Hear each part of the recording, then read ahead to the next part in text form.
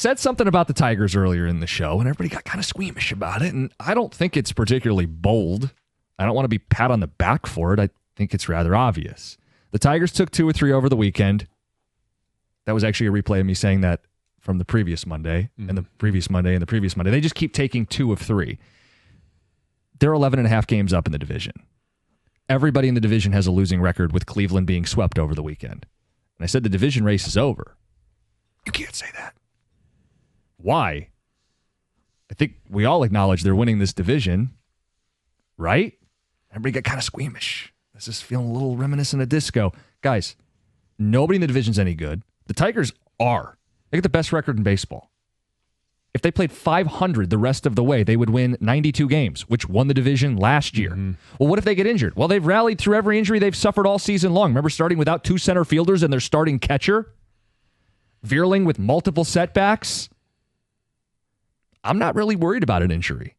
Knock on wood, nobody wants it to happen. Yeah. But this team doesn't go on long losing streaks. They're up 11.5 games in their division. Everybody else has a minus run differential. They're winning the division. And if you're uncomfortable saying it, I wanted to know at what point you would be. Is it as simple as I got to see the series with the Guardians this weekend, 4th of July weekend? Is it I got to wait until the All-Star break, the trade deadline? I mean, we expect them to add at the trade deadline, right? I mean, we heard from the man himself they're going to add at the trade deadline. So why would we be afraid to say the division race is over? It gets kind of squeamish. John, don't be afraid to be great.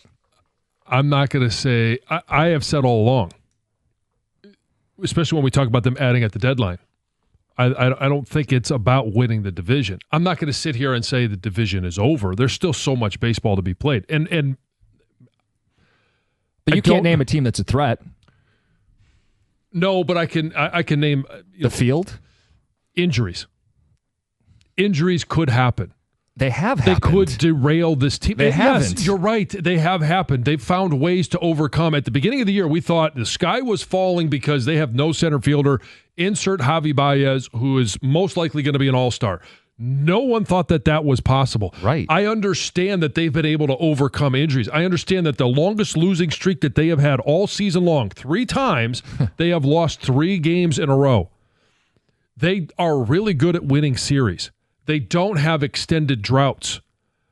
So how the hell are they going to blow an 11.5-point lead now that we're in the second half of the season? Guys, it's not early anymore. The next time they play will be in the month of July. We're more than halfway through the season. They don't lose series very often, let alone 3 in a row, and they're going to add at the deadline. Oh, I'm really excited for you that you're that confident that you are declaring them Central Division champs on June 30. It's not even bold. They're minus 3,500 to win the division. I thought we would move on because the much bigger conversation is fighting for one of the top 2 seeds. They're more in a division with the Rays, Astros, and Yankees than they are in a division with the Royals, Guardians, and Twins. Winning enough games to secure a top 2 spot, a first-round bye, starting Tarek Skubal in Game 1 of a postseason series. That's what they're fighting for more than the division. The division's done. Everybody's dead. They're all below 500. Why can't we say that? Oh, Twitch. Why can't we say that? Here comes the Costa curse. Getting ready to declare the AL Central race over in June. So if I wait till tomorrow, then it's in July and it sounds better? Guys. Jim, there's a lot of baseball left. And I have confidence in the team. I think the biggest biggest thing to support your argument is that they don't lose like a lot of games in a row. They haven't had more than a 3-game losing streak. They've got a bulldog ace to prevent that, even if it gets, worse. And it's June 30th, man. Cleveland, I think they're the team that would make the move potentially. They're coming off a division championship last year. They've had some injuries. And they have the Tigers' number a little bit. I want you to play the math out that you did earlier. Because you said they had to go like 30 games over 500, while the Tigers go 500 for them to lose this race. This is on the heels, and I know last year was a historic run, and we'll get to those numbers in a second because they're going to support what I'm talking about. In regards to last year, it had to be an epic run by the Tigers paired with an epic fail by the Twins. So you'd need not only the Guardians to go on a tear, I'd need some kind of collapse that the Tigers go on. I mean, barely within reach. I think it's barely within reach for the Guardians to pull this off. But let's just say the Tigers go, 39-38 the rest of the way. That's 92 wins. To me, that's a worst case scenario. That won the division a year ago. Yeah. The Guardians would then have to go 53-27.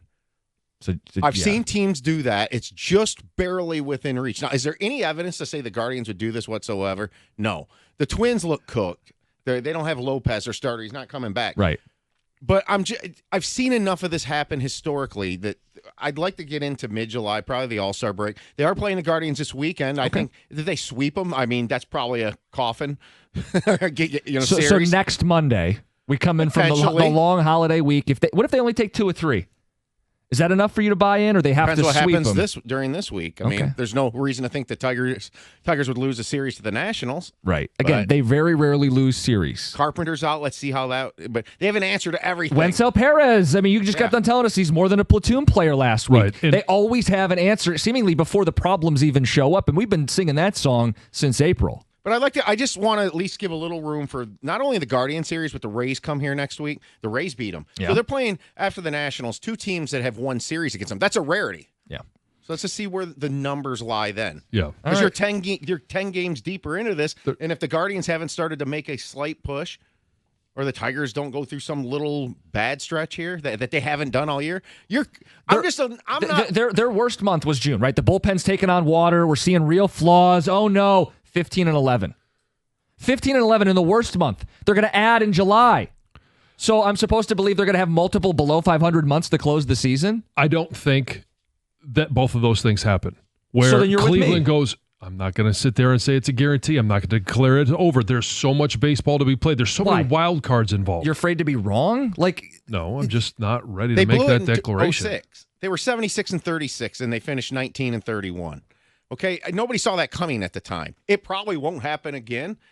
I just think this is so funny. How because old were you when that happened? 06? I've been 13. I was very familiar with the 06 season. People forget that, they blew the division, but then they made up for it. I know. I see the clock. 248-539-97-97. Is it really that bold? They're winning the division. It's 97-1.